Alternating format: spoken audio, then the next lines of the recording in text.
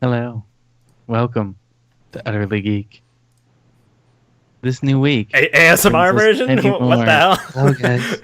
experiences and some newses. Turn down for what? Listen, we might need to call God damn out it. another round of shots. Jesus Christ.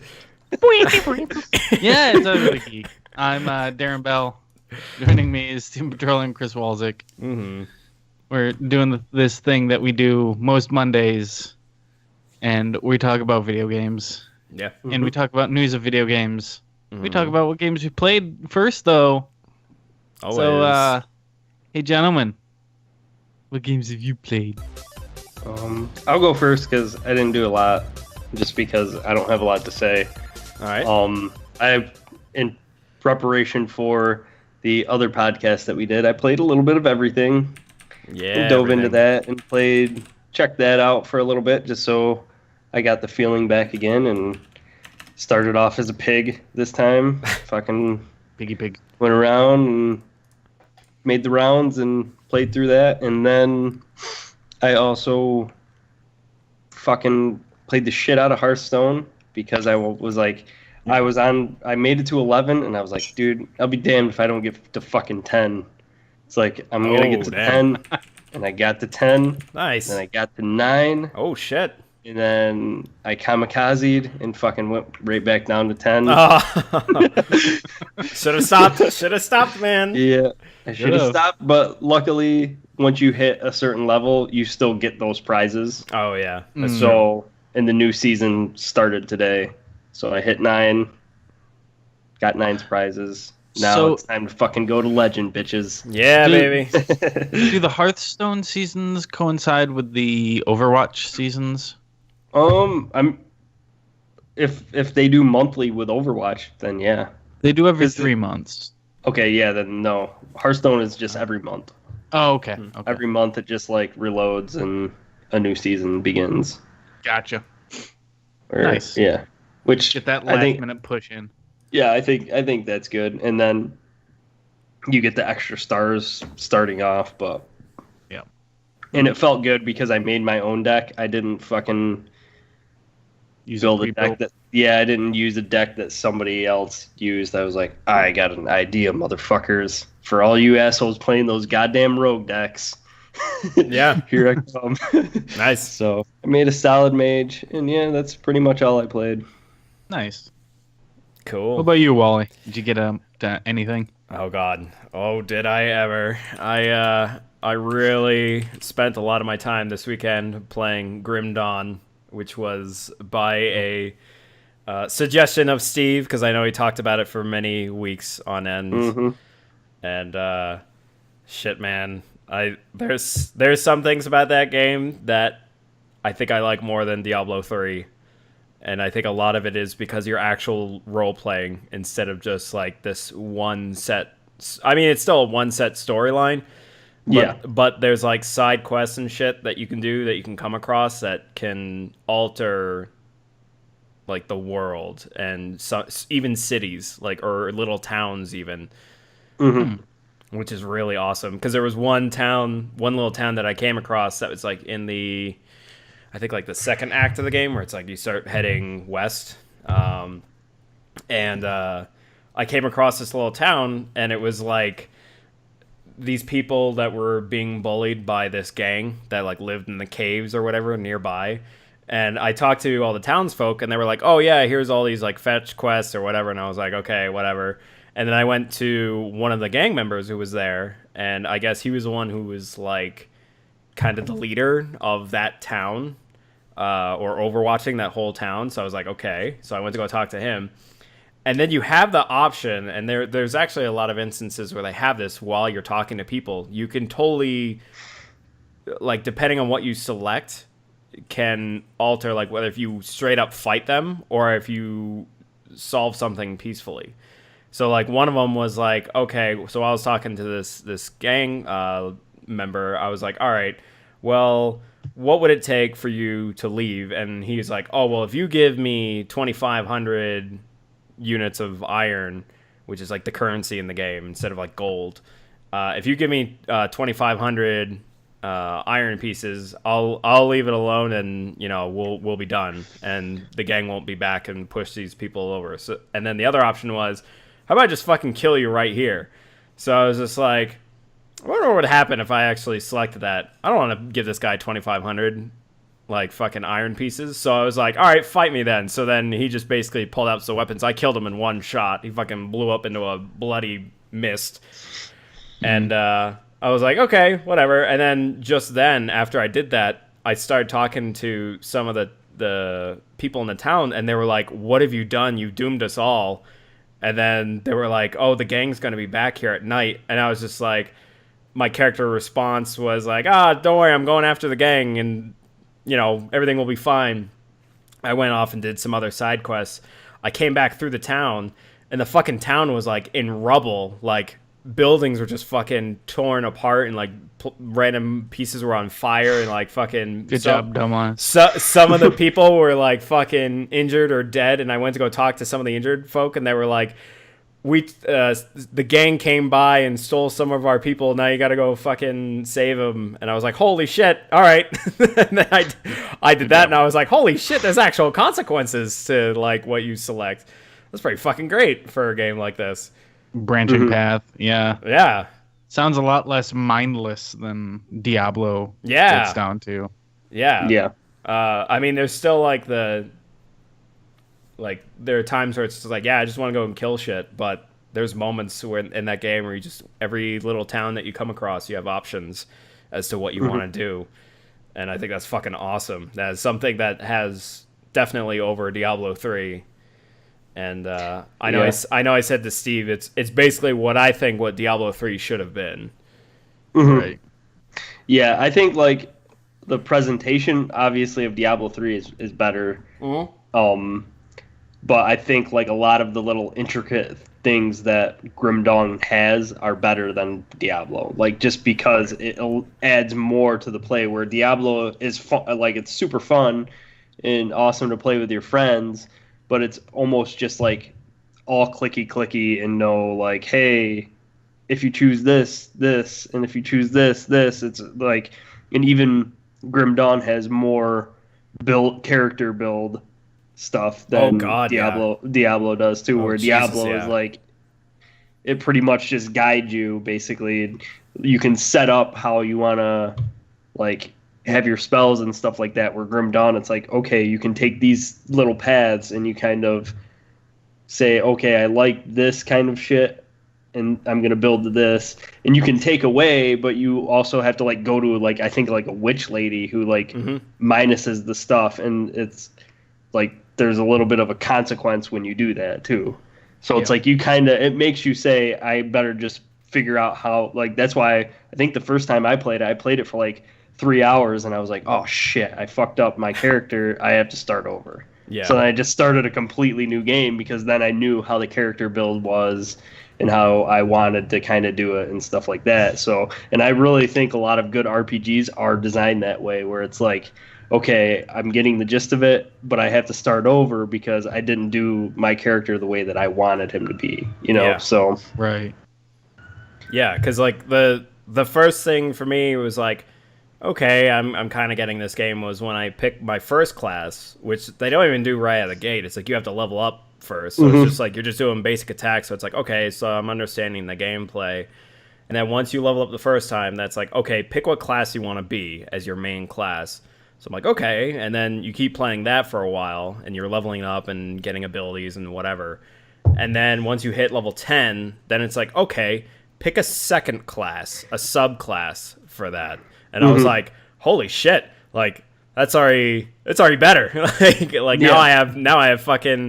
I can be two things. And then I selected that, and it wasn't until I was like 3 or 4 hours later, I was like, what the fuck is this constellations thing? And then I fucking go into that, and it's a whole goddamn another menu that's just like passive abilities that you build by locating all these shrines that you complete, whether if it's like you do by giving it rare items or by doing combat, and you put those points into like passive abilities, and some of them are like some of them could give you crazy abilities. Like one that I have is every time I attack, eagles shoot out of me and fucking like go through enemies and blow them up and does X amount of damage and all this shit.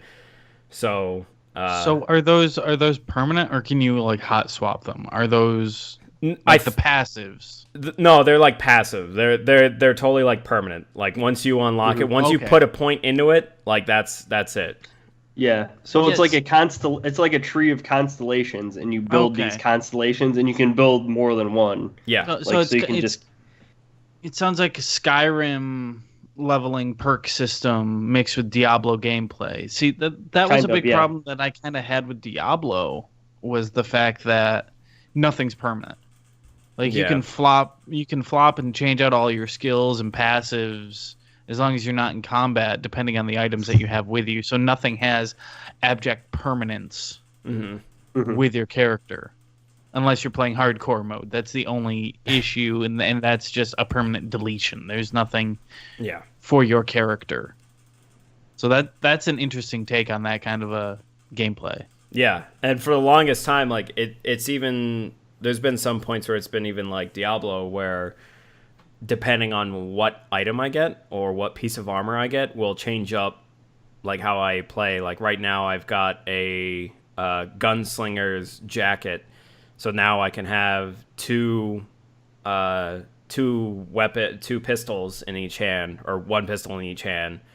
And before I had to like carry something, like whether it was a shield or tome or whatever. So now I've got like, I mean, I've got a rifle, which is like better than both of those combined. But before I was just like running around, just fucking firing with both of them, and I had piercing damage. And the way that does socketed items in that is pretty cool, because there's a lot of fucking variety, and it's not just like Diablo, where it's like, oh yeah, you like level them up by throwing money at it. It's like the more that you find, you can combine certain gems, and it'll make better gems, and then you use those to socket them into your weapons or armor. And some of them even go as far as like a second tier of combining, and then eventually gets to a point where it's like you can get skills off of it, and then you can use those skills, like you can equip them. And which, by the way, you can have like up to like fucking, you can totally keybind all your skills like up to 1 through 0. And it's not just like, oh, you can only have 4 at a time. You could have fucking 1 through 0 and your left and right click as well as like all different skills. See,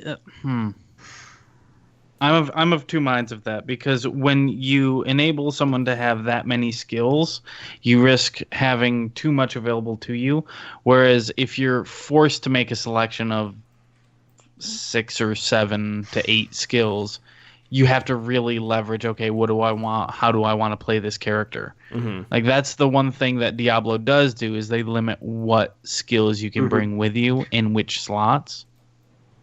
Yeah, but it sounds like they're very different games. Well, yeah, with Grim Dawn though, like with those skills, it depends on what kind of character you're going to be, because like, and how you want to play your game. Because with me, I played it and I didn't really even have to use that stuff. It was just the way that I played the game. But you can set it up so like that's your main shit, is like you're using these like little abilities and spells and stuff. Where I was more of like a fighting type guy, and just going around and shooting shit with my guns. But there's it just depends on your character build for the most part, where you're going to utilize, like you're going to want to utilize that or not. And I mean, I think the game itself is actually pretty damn hard, like as far as what they do, like and there's a lot of fucking bosses, like a lot of little bosses that are hard as shit. And they just piss you off, because the only way to kill them is to like run in there, guns blazing, and then just run back out. And it's like, and I like it. It's fucking fun too, but it pisses you off because you're like, God damn it, that guy is so fucking hard. Yeah. And like normal difficulty is the only difficulty that it throws you on, and there's no easier difficulty that you can do. You can only go harder from there, and that's it. Yeah. Because I fought the warden And that guy was like the first boss. I actually had to do like several tries until I finally fucking whittled him down. Thank Christ, every time you go in, he has the health that he has when you die. Yeah. So I could just slowly just fucking chip him away with each time that I was trying. And eventually it got to a point where I fucking finally beat him. And I was just like, damn, man, if this is what it's going to be like, I need to stay on my fucking toes. Yeah. Yeah. And I think I've been thinking about going back to that game because I know that when I beat it a little bit after that, they actually like released new content for it. Yeah. So I kind of want to dive, and it's free. So I kind of want to dive back into it and see what they did. Mm-hmm. And I also like it. I also like that there's spots that you can't get into, like in certain sections. Mm-hmm. So you kind of think about them, but you don't like. It's not like it doesn't hinge on going there. Like you don't have to go there, but like later on in the game, you'll be able to go backtrack all the way back and go into these little spots if you remember about them. Yeah. Because you can't get into them without certain things, and you can't unlock them. Kind of like a Metroidvania. Almost, but it's more like just like you don't have this key. Like instead of being like you don't have this ability, it's like you don't have this certain key that you get for a quest, and then it's like okay, now I got to go back and then fucking unlock this area, which I know you're talking about, Steve, because there was one in the east area. It's like this whole swamp area. The swamp area. Which fuck that area because I was level 25 and like everybody was like level 36 and above, and I was like, holy shit, I'm not ready for this area right now. No, you're not even. Yeah, you're not even. You think you're ready, and you're like, I'm going back there because there's probably some cool shit, and then you just get stomped. Yep. Like, no, I'm not ready. I also like that there's like little things where it's like, oh, I walked through a wall and there's a chest. You know, it's like just these little tiny secrets that they're actual secrets, like that are not on the fucking map. That you're just like, hey, there's a path, and you're just like, holy shit, there's a path over here. Ooh, and there's a chest, and there's a pretty good item in it. Mm-hmm. And I really enjoyed that game. Hopefully that team is working on another game like that and planning on doing something a little bit more. A little bit better voice acting, a little bit more money into it, you know, because that voice acting is so fucking bad. That intro to that game, I almost was like, God damn it, I bought this game when I first started playing it. I was like, this fucking intro is so bad. Yeah. Like I couldn't, because it wasn't even like it's so bad that it's good. It was just so bad that like I didn't believe it was. I can't believe that they were serious about it, you know? I was just like, this is fucking terrible. When I talk to NPCs in the game and they start voice acting, I just read it now. I totally don't let them read their lines like I do with most games. I'm just like, yeah, whatever. Okay, your voice acting is awful. I'm sorry. Yeah.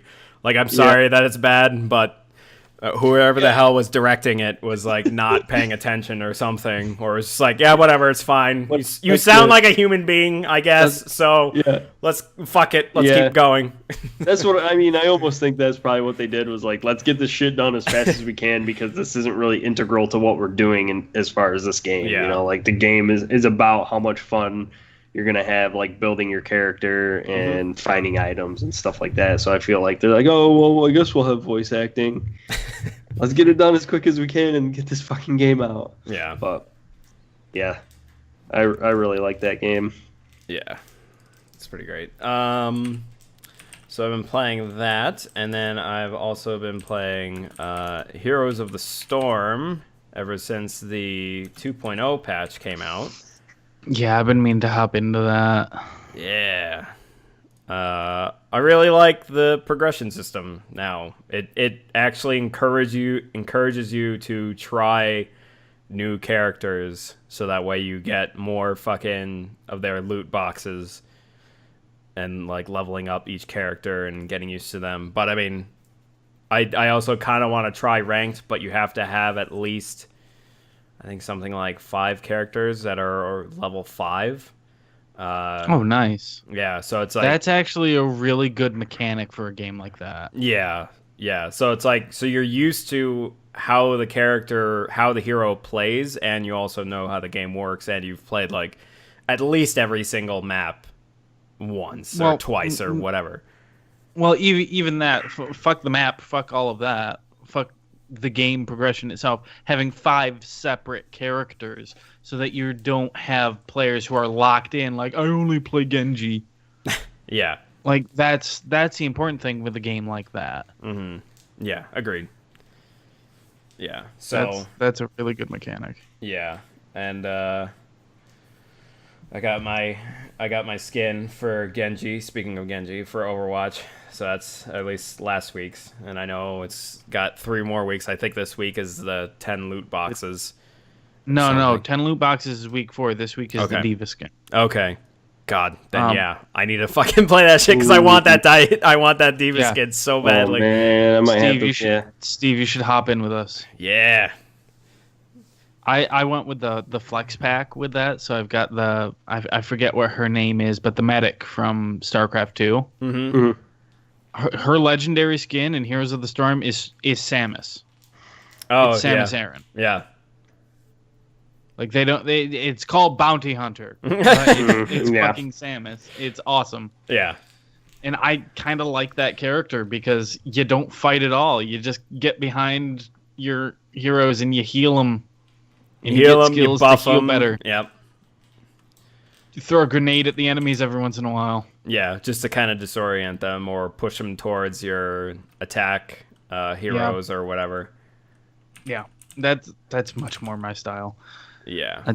I want to play around with the Lost Vikings, but just as a weird thought experiment. Yeah. I think I'm trying to remember who some of the characters that I played as. I don't even know if they were from the pack. I think there were some of the free to play last week, but I was just like, you know, again, because the game kind of forces you to be like, hey, like even both the ranked and the progression system, it's like, hey, fucking try out new heroes. Like I'm finding more and more that I'm just like, shit, man, these are really great, and I'm noticing it's more of the really difficult heroes that are really complicated that I'm really enjoying and understanding. It's really weird. Some of the ones are just like really fucking crazy on how they interact with other heroes or how they cast their spells or whatever.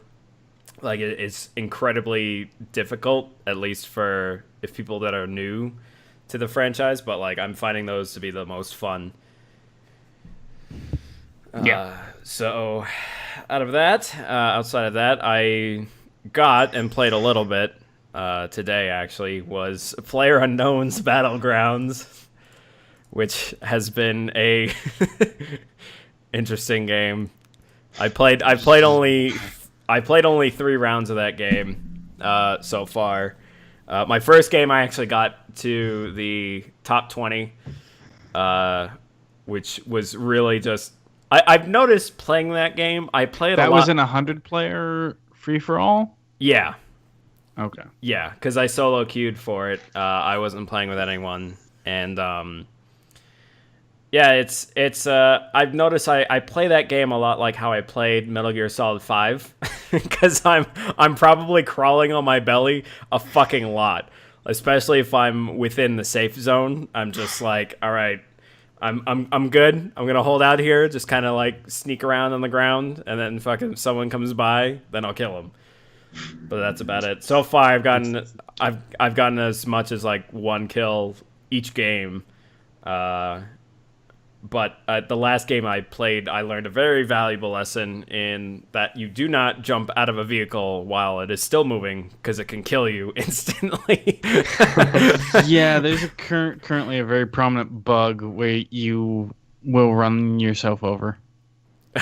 Yeah. A lot. Yeah. Yeah, because I was just going gung-ho on the fucking... in this Jeep, and then I was just like, all right, I'm in the safe zone. I'm going to hop out. And thinking like, oh, this is a video game. Most video games where while you're fucking accelerating or whatever, you hop out and you're totally fine and your car will keep going. But no, I fucking jumped out and it was like instantly it was like, you're dead. You're like number 60 something. And I was like, shit. Good job. Yeah, but other than that, that's about it for me. Yeah, that's a game I I want to poke around in for a bit. And now that you've got it, I need to see if it's on share so I can poke around with it and see if it's something I might want to invest in. Yeah. Yeah. Let's see. Over the past week, I'm kind of deep in the Puyo Puyo Tetris story, which is kind of garbage. Like, that story is fucking awful. And it's kind of laughably bad at how bad it is. Okay. The thing I do appreciate is that all the Tetris characters are named after the specific Tetris pieces. All right. And they are the same color as the Tetris piece that they represent. Gotcha. But yeah, it's just such a great puzzle game. I fucking love Puyo Puyo Tetris. Also played a bit more of Nier. Still haven't gotten far enough into that to make a judgment. I'm still in the first playthrough. Okay. I'm gonna need to do at least 5 to get the full of that game. Yeah. Mm-hmm. Also played a bit of Mario Kart 8 Deluxe. Okay. Both local and online. So playing that local with just one Joy-Con kind of on its side. It's not ideal, but it's not terrible. Like, it's totally functional. Mm-hmm. Yeah, I didn't mind it when we played. I thought it was fine. Yeah, I mean, I prefer having 2 of them, but it's not really a big deal. The only problem I have with the Joy-Con on its side is the shoulder buttons. They feel marshmallowy in a way that, like, the PlayStation 3 triggers felt marshmallowy. Where there's a whole lot of give, but not not a lot of feedback on when you actually pull it. Yeah. Okay. Like, but other than that, it's totally functional. I just kind of pictured during this, like, while they're doing product testing or something, be like, what do you think of the controllers? Well, the triggers seem kind of marshmallowy. Well, it's kind of that soft, squishy feeling. No, I know what you mean. It's just I just find marshmallowy a silly description for something like that. It's a marshmallowy button. Silly, yet accurate. Yes, right.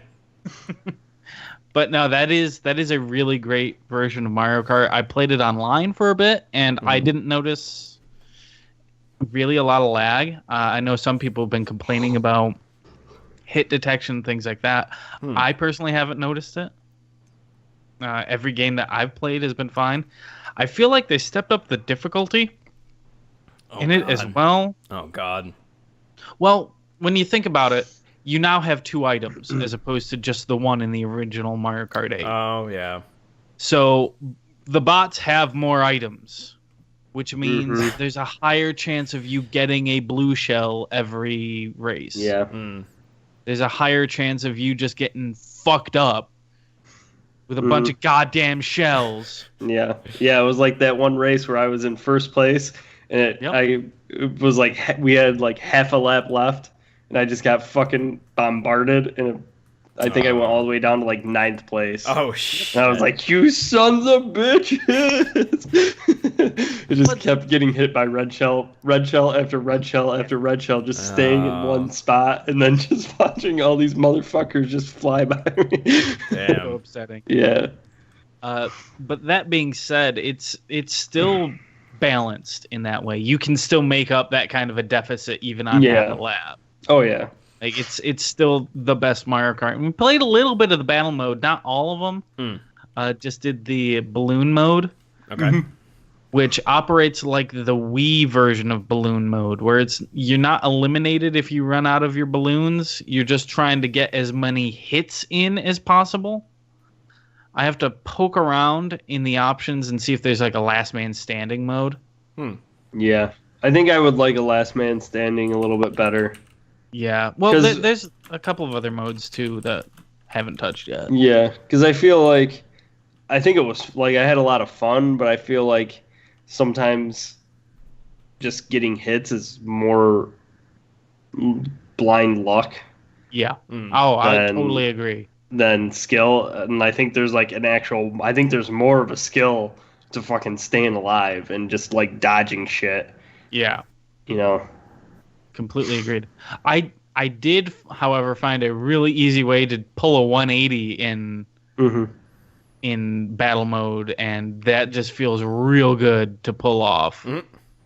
It's so satisfying just to hit that skid and pull a 180 and not really lose any speed. I didn't realize that was possible. I found it on accident. But yeah, that is a really good version of the best Mario Kart ever made. Nice. So I don't know what else you'd expect. Other than that, I wrapped up Resident Evil 7. Yeah. So if you're sensitive to Resident Evil 7 spoilers, you might want to just put your fingers in your ear and wait until we change the subject. Right. That's fucking Resident Evil. Mm-hmm. That's a really good retake on Resident Evil. Mm-hmm. I think the length is just about right at 9 hours, give or take. Yeah, is where I landed in. Again, I wasn't doing 100%. The only thing that bugs me, there's two big things that bug me. Okay. One is right after you get out of the boathouse, when you're forced to make a choice over who to give the cure to. Either your girlfriend, who is the whole impetus as to why you're there, mm-hmm. or Zoe, who has been guiding you and helping you throughout the entire route. Mm-hmm. So as soon as I saw they made me make a choice, I made a branching save file. So first, I cured Mia, mm-hmm. and go through, and you're trying to make your way, and Zoe's pissed off, and fine, I belong here. This is my family. Wah, wah, wah, wah, wah. And then the boat crashes, and you wake up as Mia, and you go through the whole boat scene where you find the origins and what have you. So after I finished the game, I went back to the previous save and chose Zoe. When you do that, Mia gets really pissed, and you get in the boat with Zoe. And when your boat gets attacked, Zoe just turns to ash, like Jack does when you inject the cure into him, because she's too far gone. Mm-hmm. And she just fucking dies. And you still wake up as Mia. Yeah. Out at the crashed tanker. Yep. Like, if it's that small of a difference, why even have the choice to begin with? Yeah. Like, that's kind of annoying to me. And it feels like, to me, that's going to be one of those PS1 era choices a la Metal Gear Solid, where it doesn't really matter. They're going to move on assuming you chose Mia. Yeah.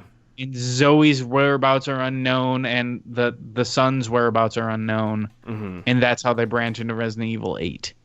Yeah. The other thing that bugs me is after the big reveal of Mia and Evelyn and what's actually going on, the entire game takes a tonal shift. You end up drowning in bullets and can just fucking take on anything they throw your way. Mm-hmm. You become a goddamn action hero. Nothing is scary after that. Nothing's going to shock you and scare you like the rest of the game had been. Right.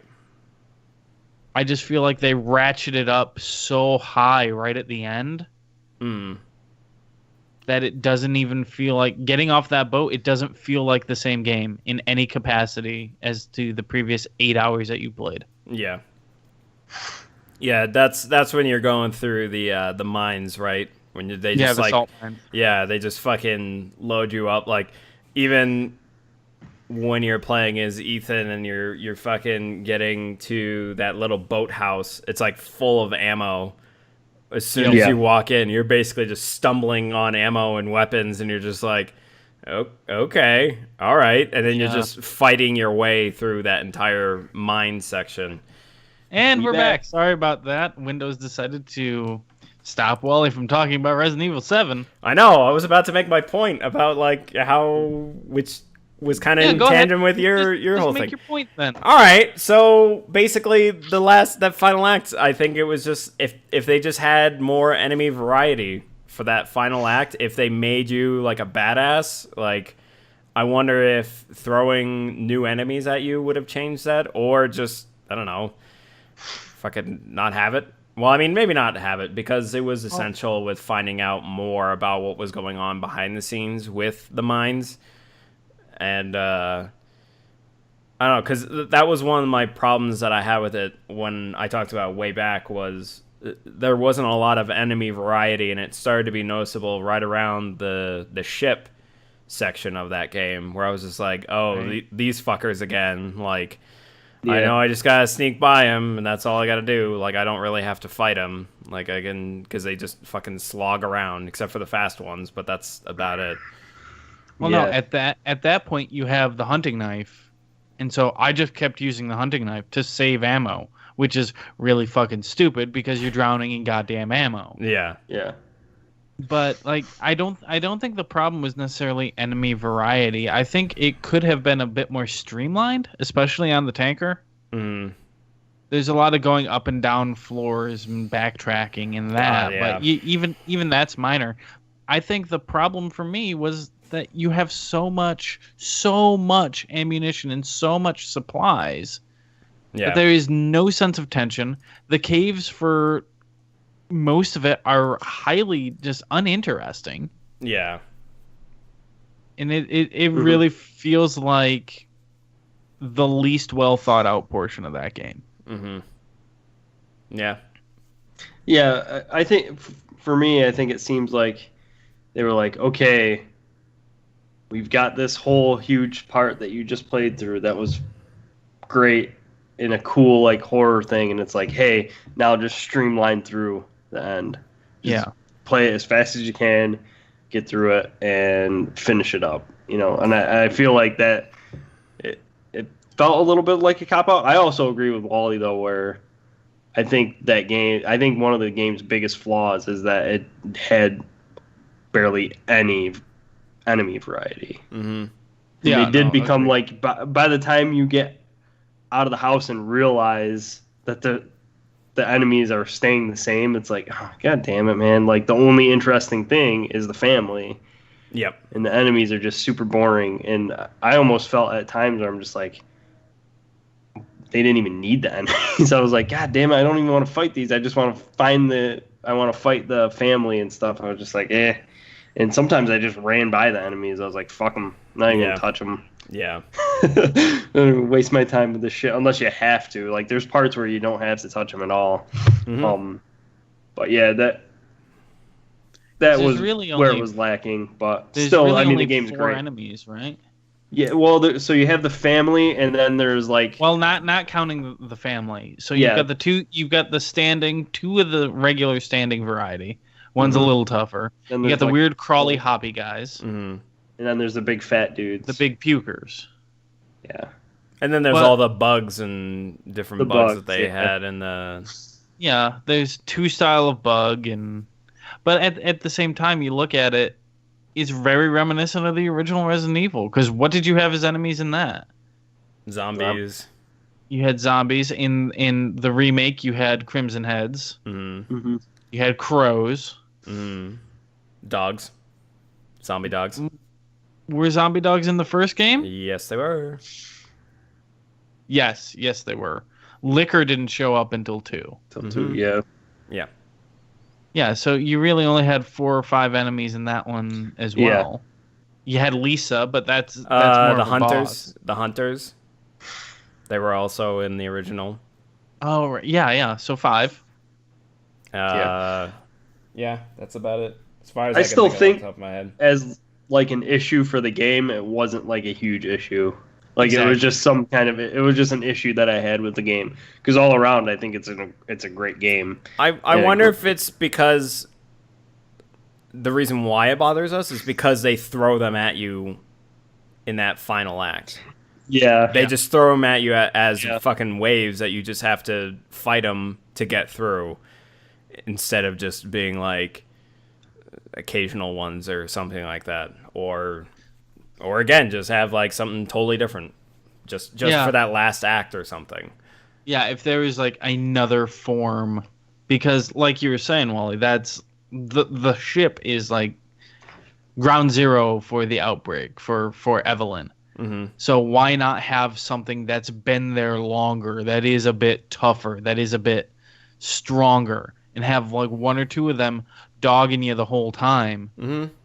restrict your ammo a bit more, and then at the end give you a whole bunch of fucking grenades to finally deal with that thing. And then give you a little extra and run into one more on the way out. Yeah, if it's if it's like another Jack Baker, but like a fucking giant ink monster thing, and that's it. Yeah.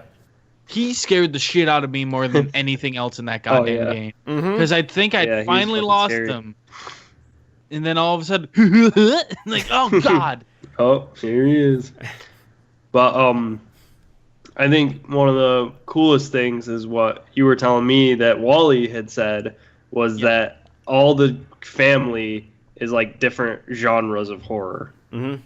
Like that, and you look at it and it really is. Like just different takes on it, kinds of horror genres where you have like like you were saying, the dad is like Texas Chainsaw, like the classic oldies, like that kind of story, and then the mom is like a monster movie, and then the son is like a fucking like 90s 2000s like Saw kind of horror movie, and then the Evelyn and the old woman is like the child, like, and then they have like the child horror, psychological kid scary stuff, and the old woman scary shit, which is really cool. Like that stuff is awesome when they pieced all of that together.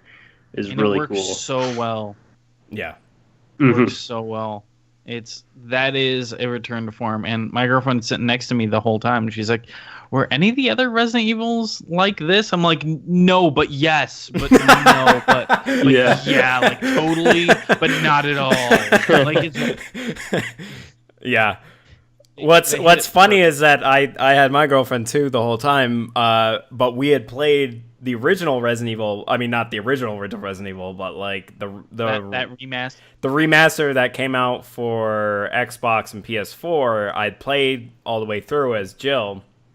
So she kind of had an idea of like what the Resident Evil video game series is.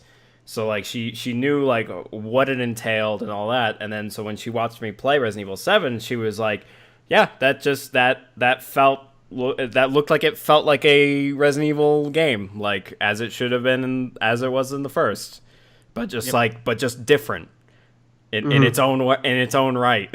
So it's a very good way of being like yes, but no, but yes. It's such a well put together thing. And even the callbacks to the original series, like there's bits and pieces, right? So like the Baker foyer that it opens up to is very reminiscent of the mansion in the first Resident Evil. Yep. There's bits of design here and there that are callbacks to the old Resident Evils. Like even the ship is like straight out of Revelations. It's not the same ship, but it's very similar. And then the thing that kind of bugged me, but they don't really slap you over the head with it, is Chris Redfield. Or maybe Chris Redfield. He just says he's Redfield. At the very end, popping up. And then the Umbrella logo, but it's blue, and they're the guys cleaning up. Yeah. Like they never mentioned the company that actually went through and created the whole Evelyn project. That name is never mentioned. So I think that's the only way you move forward 16 years after the initial Raccoon City outbreak. Umbrella is now a completely different corporation, and something else has filled its shoes and has become the new sinister big bad. Right. Or they're playing both sides. Well, you don't know. I think we'll see a little bit more because they're doing that expansion. Right, and that's in the news. So. Speaking of which, I'm all done. Should we go into the news? Sure. Let's fucking do it, man. Let's bleed right over there into the news. Resident Evil 7's DLC, Not a Hero, has been delayed. Yeah. They released a 3-minute video with the 3 design heads of Resident Evil 7 saying, we had been working on this, and essentially it doesn't live up to our standards and what we believe fans of core Resident Evil 7 want, so we're going to need more time. They didn't give an updated release date, but they did cite in it specifically the fan feedback of the base game and how excited people are for that, being the core reason why they don't think that DLC, Not a Hero, lives up to it. Hey, I'm glad that they're acknowledging that and not trying to just throw it out there. And especially for it being free as well, because they could have. Yeah. They could have just fucking thrown it out there because, like, well, it's free, so fuck you, here it is. And it turns out to be garbage.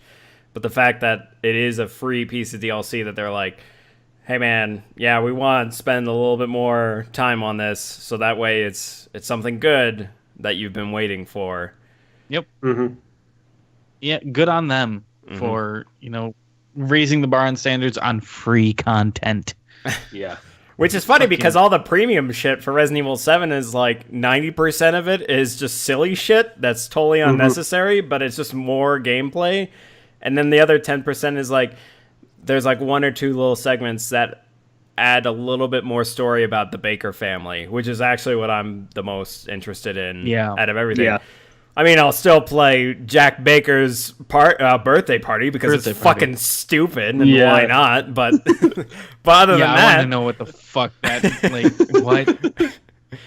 Fucking what? I've seen the gameplay of it. So basically, what you do is Jack is sitting at the fucking table, and he's sitting there with a fucking party hat on his head, sitting there with a fork and knife, and he's at the dinner table, and he keeps yelling out that he's hungry, and you basically just rummage through the fucking Baker house, like trying to grab whatever food that you can in your inventory system, and the more food that you have, you can actually combine the items to make a better food product for Jack.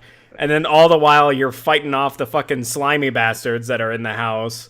Like the mold. Yes. And then and then you go back to Jack, feed it to him, and then it'll increase the timer and give you a multiplier and score and shit. Yeah, it's stupid as shit, but that's amazing because of how stupid it is. That's great. I'm happy that's a thing. Oh, man. Okay, GOG Galaxy had their giant 1.2 update go live this last week. Most notably included in this, universal cloud saves. So this branches out cloud saves to not only new games, but titles that didn't have it in the past, like Fallout 1 and 2. Or Vampire the Masquerade Bloodlines. Everything that is available on GOG now has cloud saves. So that's pretty awesome. Also, if you don't want to use them for some reason, you can turn that off. Every option, everything that they put into 1.2 is optional. So it's cool. Sweet. There's also the Hibernate mode that cuts down client CPU usage while playing a game and saves battery life while idling in the background. Nice. So this also has bandwidth limiting and scheduling for updates. So if you don't want things to update as soon as it's available, wait until 3 in the morning. You can do that. Includes the FPS counter, screenshot capturing, overlays, achievement rarity, in-game desktop notifications. So basically everything that makes Steam a very attractive software and communications package is now available in GOG. Or if you don't want to use any of that and just download executables, you can do that too. Yep. Like, more people should use GOG or GOG. I hear the hip kids are calling it this year. GOG. GOG. Seems clunky to me. I don't know. Yeah. GOG. But hey, yeah, good. It sounds like a dumb fucking dwarf. It's like, hey, GOG. How's it going? It's fucking sucky. Need some GOG want grog. Yeah, GOG want grog. Sounds more like an orc name. I don't know. Or an orc, it could be more of an orc. That's right, GOG need grog. GOG needs some grog. Square Enix has confirmed that Kingdom Hearts 3 and the Final Fantasy VII Remake will not be hitting this year. File this under Who's surprised? Yeah.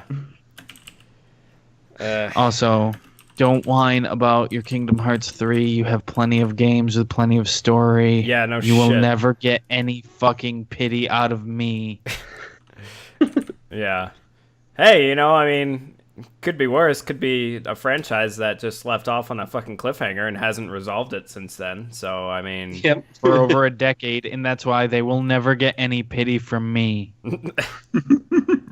God damn it. Or, play the fucking 2.7 Deluxe Ultra UX design remastered 2.0 version of those Kingdom Hearts games. Extra.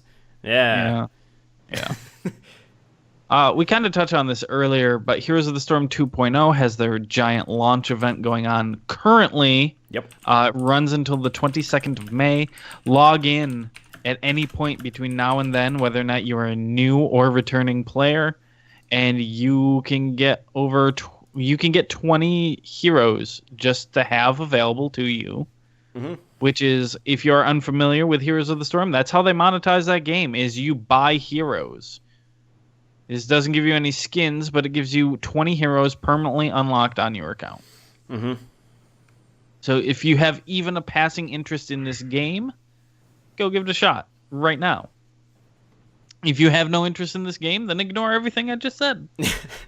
I think even if you have a passing, you should definitely play like a round or two just to see how it is and how different it is. You can completely play against bots, too. I would like to point that out. You don't have to interact with any human being in order to play this game. Yep. Yeah. That's a big selling point for me. Because I hate people. Although it's kind of unsatisfying to be a support player for AI. Right. Yeah. But I can't imagine you'd get very far with that. Yeah, no, but you can play, and you can win. Mm-hmm. Let's see here. The previous developers of Burnout have announced they have a new project due out this month called Danger Zone. It is based off of Crash Mode from Burnout, which is arguably a lot of people's favorite thing about that. Mm-hmm. Mm-hmm. Yep. So it is due out this month. This is a quote from them, the CEO. Danger Zone takes what made the Crash Mode featured in 2004's Burnout 3 Takedown so popular and transforms it into an all-new car-crashing arcade-style puzzle game. So that's exactly what it is. It's just Crash Mode. Sweet. It will be on PlayStation 4, Windows PC for $13 in the US. Wow. £9.99 in the UK and €12.99 in Europe. There is no word on whether or not a certain Kenny Loggins song will appear in the game. Well, you can add it yourself by muting the music and then throwing it on a separate window. Might as well. So construction has officially begun at Super Mario World in Universal Studios Japan. It's slated for a 2020 opening, and construction is currently underway. Cool. I'm really curious to see what that thing turns out to be. I want to go to Super Mario World. I'd go. Nintendo World. Yeah, I'd go too. That would be fun. There's gotta be an F-Zero roller coaster. There's some confirmation that they're doing like a virtual Mario Kart thing where you're actually driving a little car with sensors and shit. So that would be neat. But yeah, I'm curious to see how the one in Japan compares to the one in California. So needs to be like fucking Nintendo Land. I swear to God. Swear to God. Mm-hmm. Man, if they don't have happy fucking music playing 24 hours a day in that place. Yep. If they don't have blocks that I can physically punch. Yeah. Oh man. And a train. I was just gonna say that. And a train that is circling around the entire facility that you can hop on at any time. Yeah. Man. And monitor popping up everywhere to tell you what to do. Mm-hmm. In this attraction, you will piss. Don't forget to wash your hands. Yep. In other Nintendo news, Genyo Takeda is retiring from Nintendo. He is a technology fellow at Nintendo. He is going to be replaced by Ko Shiota, who is currently an executive producer and general manager of platform technology development. Takeda started working at Nintendo in 1972. He's mostly contributed to hardware over the years, but he also created Punch-Out, so there's that. He's just retiring. He's been there for 45 years. Holy shit. He's decided, I'm done, which is good on him. Good on him, and thank you for your time. Yeah, definitely. Lots of Nintendo news this week. They've confirmed, Nintendo, that they will not have a live E3 presentation this year, and that they will share further details later, which to me says, yeah, they're doing a Direct again, which has been working out pretty well for them, all things considered, for E3. Right. And Steve and I actually got into a conversation about this because if you look at how E3 is structured this year, we don't have everyone's schedule just yet, but we do know that on Sunday you have Microsoft and you have Bethesda going. And Bethesda put out an invitation this week of a postcard to Welcome to Bethesda Land on the theme of theme parks. And it was divided up into a number of categories, each representing a different franchise of theirs. So there was a Fallout slice, there was a Dishonored slice, there was Doom, Quake, Elder Scrolls. I think The Evil Within was in there. And then 2 sections that were marked under construction. So we might be getting new IP out of them this year. I feel like one would be Prey, maybe. No, Prey already had one. I'm sorry. There was a Prey slice. Okay.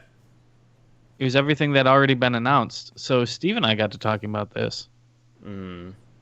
What if they don't make a new Elder Scrolls? What if they don't make a new Fallout? What if they make something fucking new? They have a third one.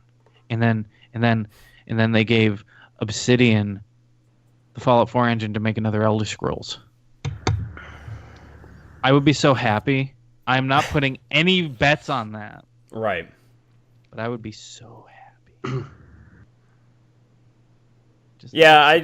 I think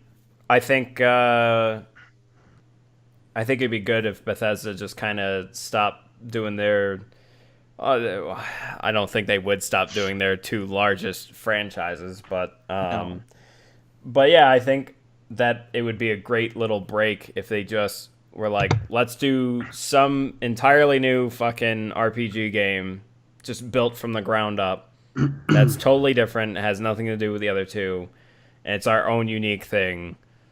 And they would have to fucking nail it out of the park, because if it's like buggy as shit, like, cause then you can't go like, oh well, I mean, yeah, you could say, yeah, it's a regular Bethesda game, but you also can't be like, oh well, the other Fallout games had this issue, or the other Elder Scroll games had this issue, so therefore I'm willing to kind of pass it off because it just occasionally pops up and then it's silly or whatever. Right. Where it's like, if it's something new, it better be fucking solid. Otherwise, they're going to be like, what the fuck, man? They made this new game. They built it from the ground up and it doesn't fucking work. Or it's buggy as shit. They have only developed one game since their inception in 2002 that has not been either Elder Scrolls or Fallout. Okay. And that was in 2004. IHRA Professional Drag Racing 2005. Everything else has been Elder Scrolls or Fallout. I want them to do something new. Yeah. Yeah, I could see them doing something new. I think it's about time for them to branch out. And then if all goes bad, hey, just come out with another fucking Elder Scrolls game. Yep. There you go. You'll get your money right back. Yep.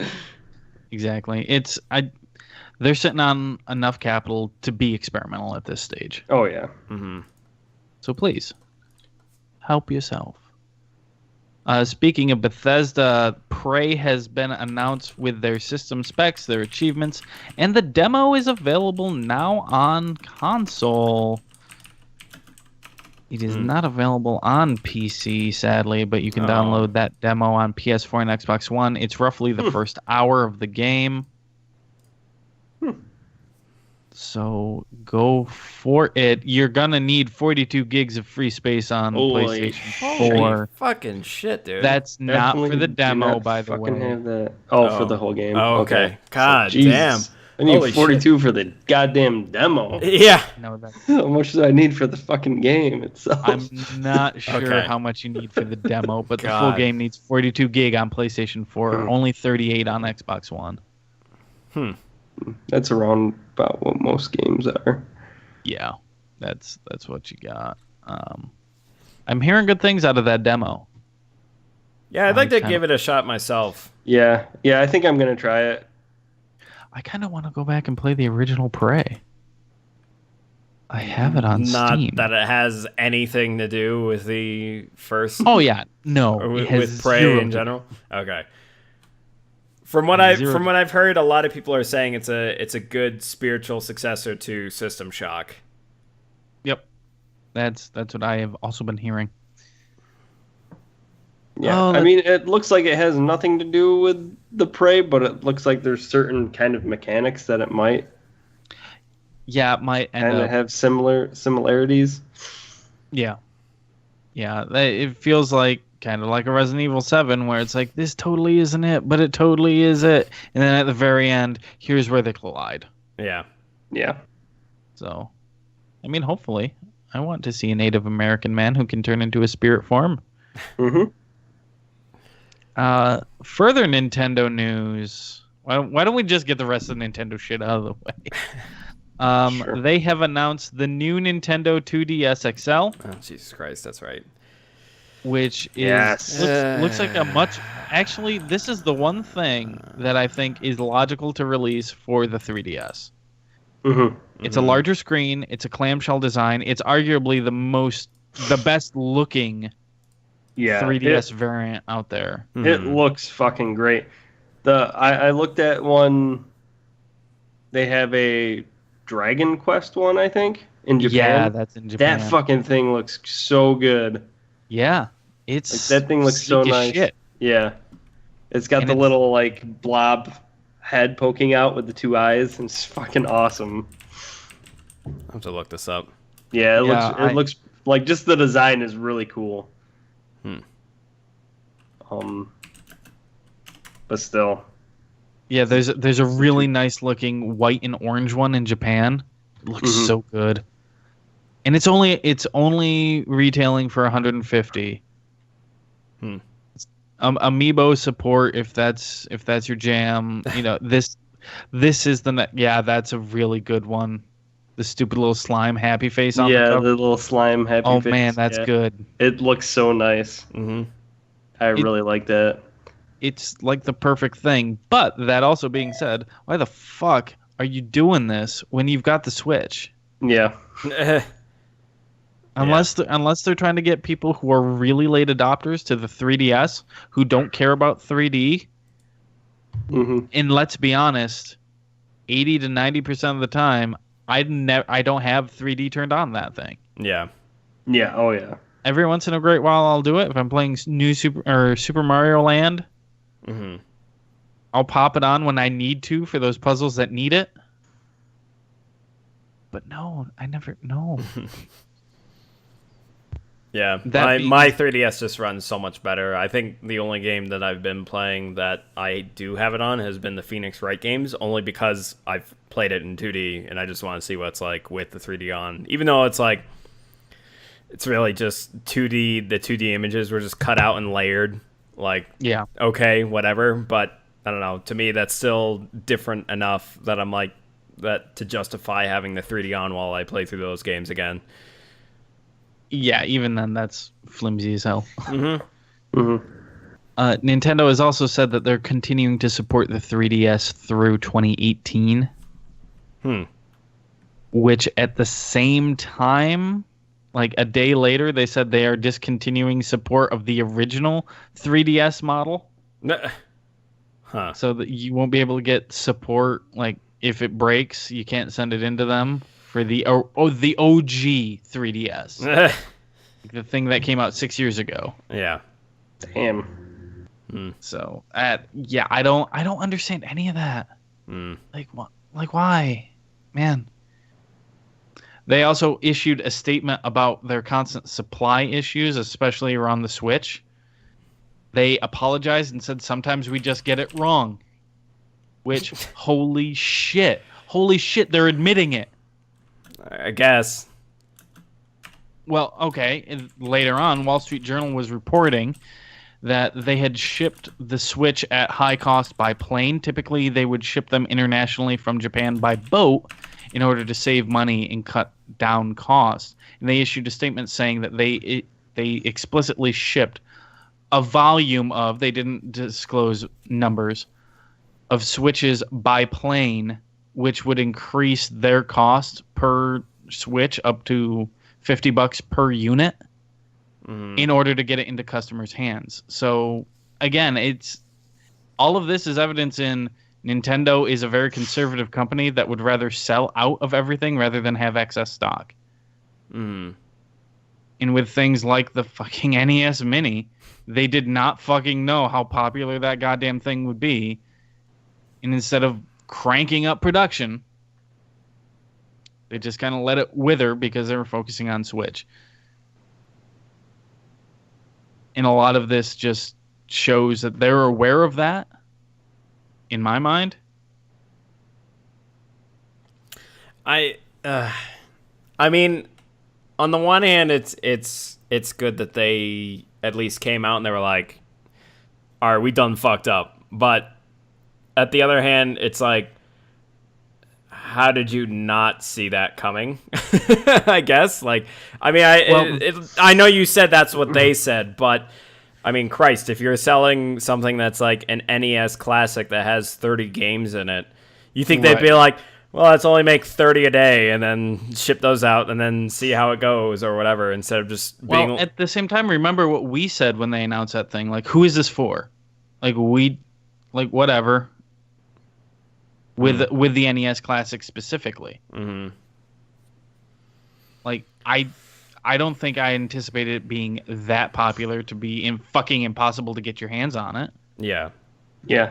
Well, I think with that NES Mini or NES Classic or whatever the fuck they're calling it, call it. I think that they knew what they were doing with that because they didn't release any statement. They knew we're gonna only release a certain amount and that's it. We're gonna make our money and we're done with it. Whether or not they communicated that to the fan. I think with the Switch, though, on the other hand, I think the Switch they didn't anticipate that they were going to sell as many as they did. I think that they knew they were going to sell a lot of Switches, but I don't think they thought they were going to sell the volume of Switches that they've been selling. Yeah. And I think them sending it on a plane and eating the cost is like understanding that everyone who's going to buy this anyways we're going to get our money back because they're going to fucking buy Zelda and they're going to buy it at full price and they're going to buy a couple accessories at full price. So we're going to make our money back and then they're going to buy a bunch more games and shit. So it's good for them for doing that. And I mean, I still not 100% sold on an answer of like, oh, we're just bad at numbers. Yeah. Like I think that was almost like a cop out. Yeah. Like I don't like that as an answer. I think it's like, come on, how many people do you have involved in this shit? And then you're gonna come and say, oh, we don't know numbers. And even just Japan alone, Japan alone, like would be fucking huge.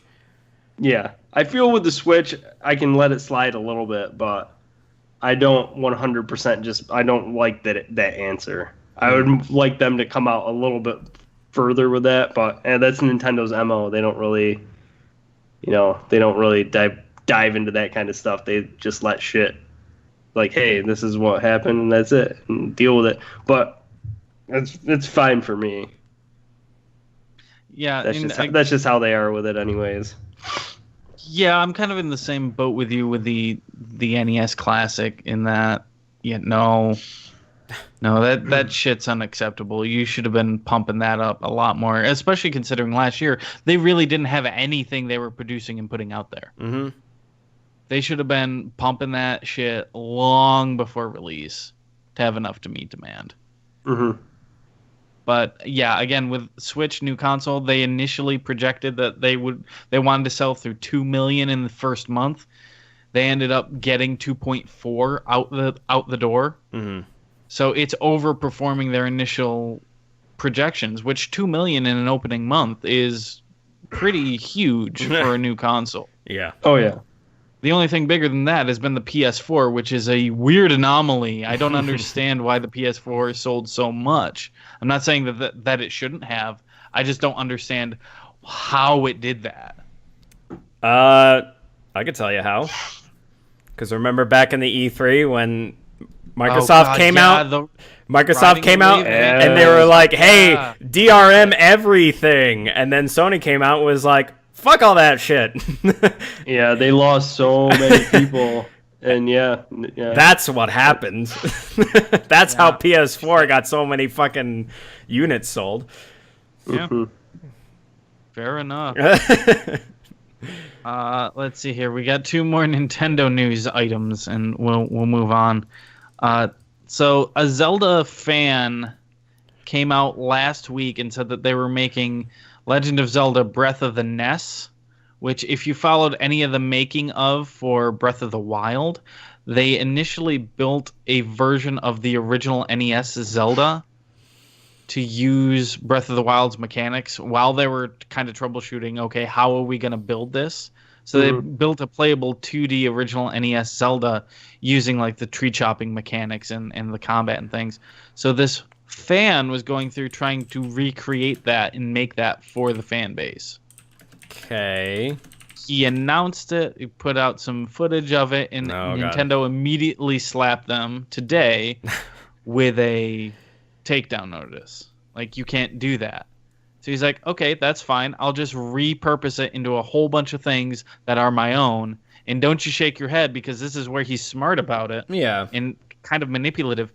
Because he said no one would have paid attention to this if I just did it under something else from the beginning. Everyone was seeing, oh, this is the Zelda NES thing. Nintendo makes the takedown. I make a very public, okay, I'm sorry, I'll step away. I'll do my own thing with these same mechanics. Nintendo's cool with it. He gets a lot more coverage. Mm-hmm. Yeah. Yeah, it's definitely a marketing tool on his end, because you know how Nintendo is with that shit. And you know they're going to just shut you down the minute they hear anything happen. I mean, they'll demonetize your YouTube videos. They'll fucking do whatever they can. Yep. When it comes to that kind of stuff. So yeah, you have to know when you say, "Oh, I'm gonna make a Zelda game." Yep. Like, they're gonna shut that shit right down. Mm-hmm. Yeah. No. The creator Winter Drake put out a tweet saying, "I'm no longer legally able to distribute Breath of the NES." He was distributing it for a while, but any donations you made will be spent working on the actual game, because the game isn't dead. I just won't be using the Zelda characters. So this was well played, Winter Drake. Yeah. Kind of manipulative. It's similar to the that like AM2R. No, I was gonna say the GTA 5 mod where it was the Red Dead Redemption. Red Dead. Yeah. Where they were like, okay, yeah, sure, Rockstar got us, but we're not going to have those 3 years of work that we did go to waste. Like, we're not just going to take the 3 years that we took and just fucking delete it all. Like, we're going to do something with it. Stay tuned. Right. Yeah, exactly. Exactly. You get far enough to where you can't really turn around, but you can easily swap out assets and do your own thing. Mm-hmm. Mm-hmm. So, it's the same thing with that Star Wars Battlefront 2 thing that one team was making last year. They were revamping it and making a new one, and Disney stepped in and said, nope, you can't do that. That's our right. So they're like, okay, if we change everything, can we? And they're like, yeah, sure. You have to redesign all your ships, not use anything Star Wars related, but you can do that. Mm-hmm. I forget what they ended up calling that. I think it's on Steam. Like, it's out now? In an early build, I thought. Last I heard. Oh, okay. I'm not sure though. I was gonna say I could have sworn that was like late last year or something when I heard that they were taken down or whatever. Yeah, but they already had a store page on Steam. Yeah, that's true. Mm-hmm. Last bit of Nintendo news. Mario Kart 8 Deluxe for Switch has become the fastest-selling Mario Kart game in the franchise's history. Mm-hmm. Jeez. Makes sense. Yeah. Yeah. Which makes me curious, what percentage of those people who bought that also owned it on the Wii U? Just out of curiosity, because the Wii U version is for one fantastic. Well, no, I think it's a lot of people, honestly. Right.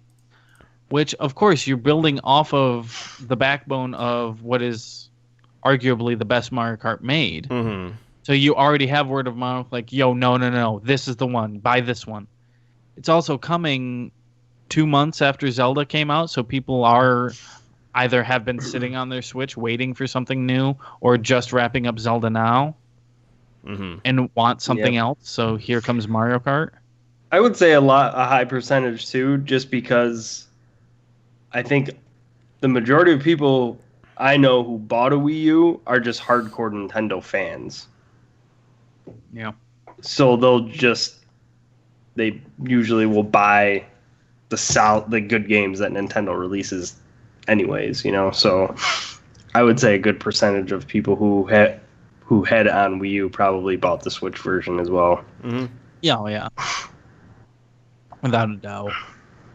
Like, I'm going through trying to unlock everything. Again. I never finished. I didn't finish unlocking everything in Mario Kart 8. Oh. Yeah, you needed to collect 10,000 coins. Oh, that's right. It's dumb. A lot of fucking coins. Hey man, that's why you just have a lot of party sessions. That's all.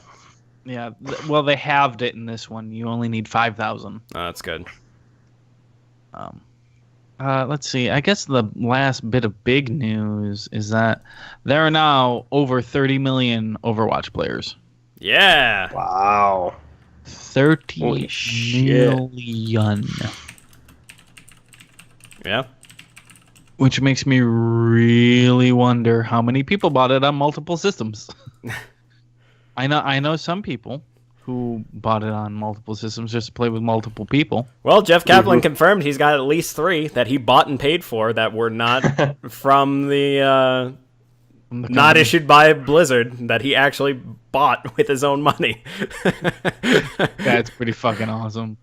That's pretty awesome. It was in a there was a, I think it was IGN that held it or something. It was they did like Jeff Kaplan reads mean tweets kind of thing, and it was back when they had 20 million, and the tweet was something like 20 million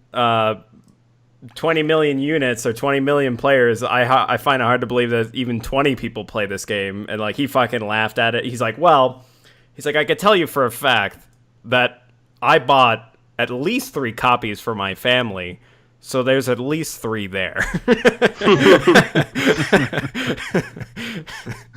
It's just fucking great. I highly recommend watching that video if you're a fan of Overwatch, and Jeff Kaplan, just how he just handles information, throws it right back. He's such a happy man. Yeah. That'll do it for news, unless I'm missing something, gentlemen. No, that is all. All right, so that will push us over to the new releases. Let's do it. Wait, no, we do emails first. I'm sorry. Oh my god.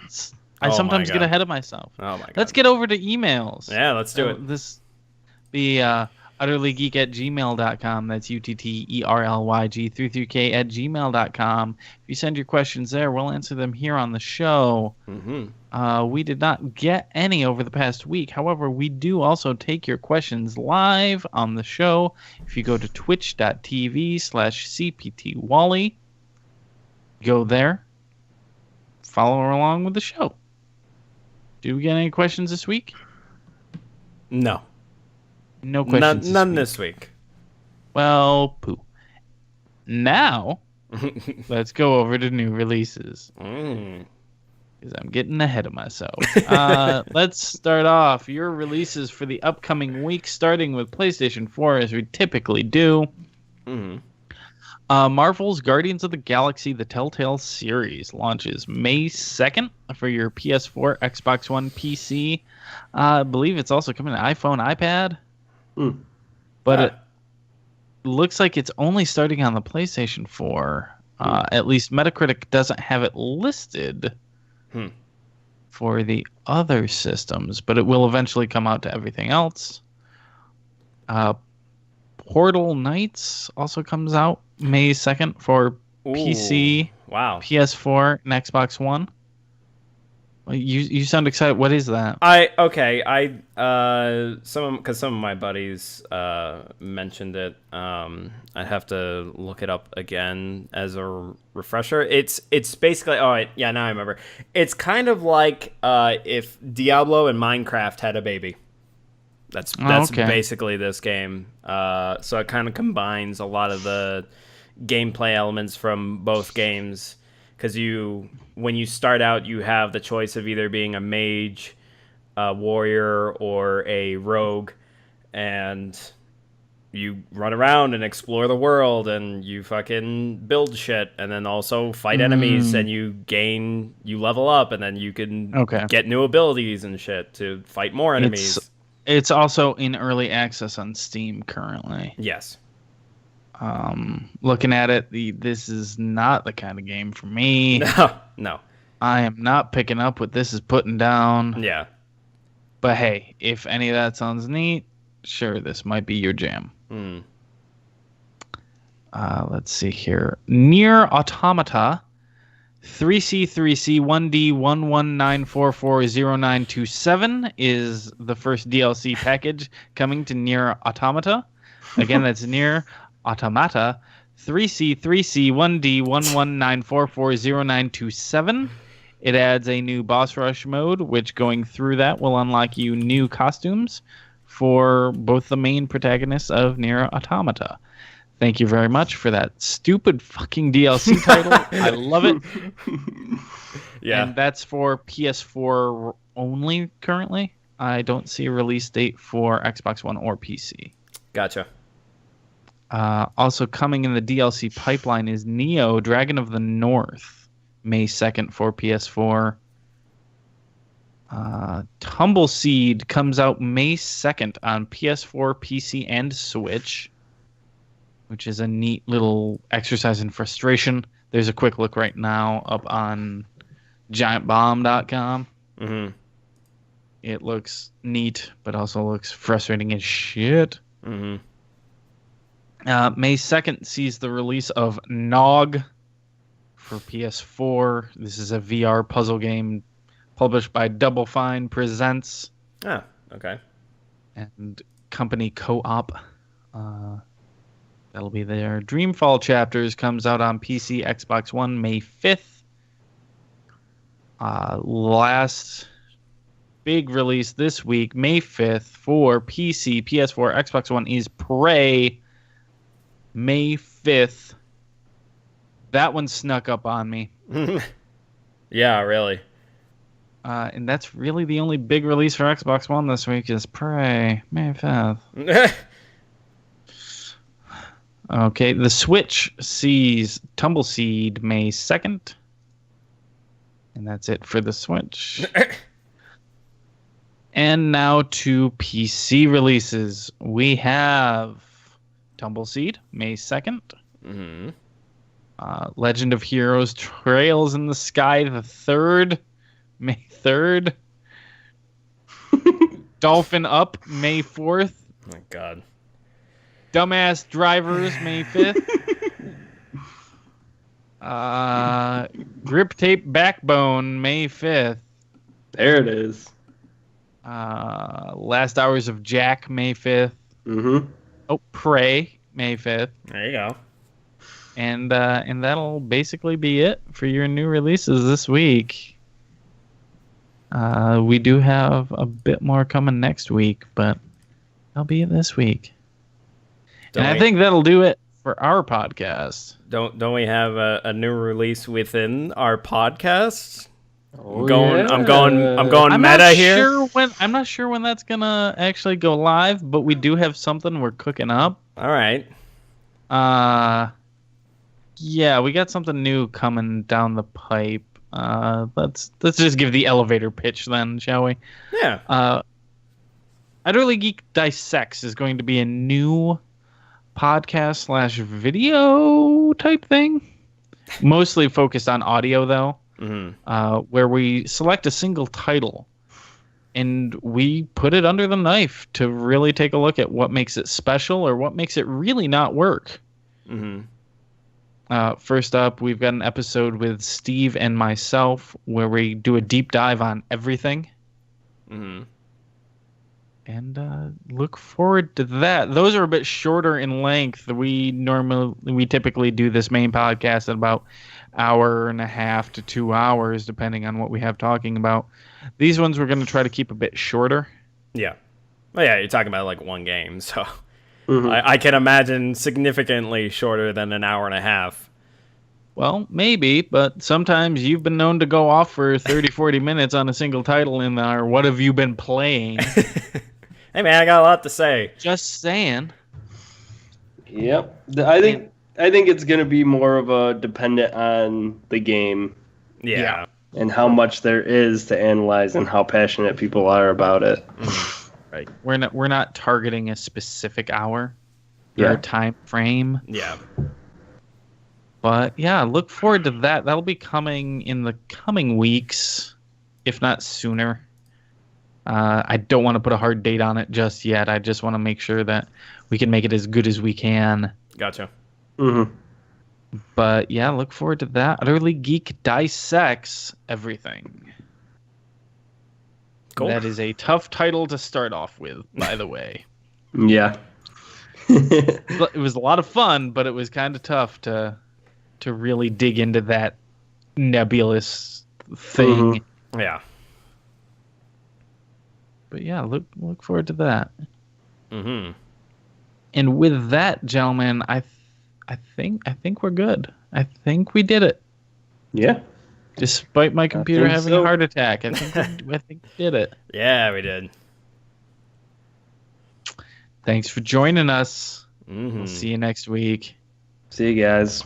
See ya.